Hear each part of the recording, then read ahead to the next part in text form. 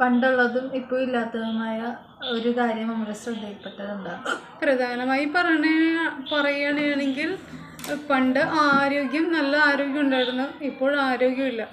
പണ്ട് രോഗങ്ങൾ കുറവായിരുന്നു, ഇപ്പോൾ രോഗങ്ങൾ കൂടുതലാണ്. അതുമല്ല, ഇപ്പോൾ മായമുള്ള ഭക്ഷണങ്ങളാണ് എല്ലാം കിട്ടുന്നത്. പക്ഷെ പണ്ടെന്ന് പറഞ്ഞാൽ മായമില്ലാത്ത നമ്മൾ നാച്ചുറലായ ഭക്ഷണങ്ങളാണ് കാരണന്മാർ ഭക്ഷിച്ചിരുന്നത്.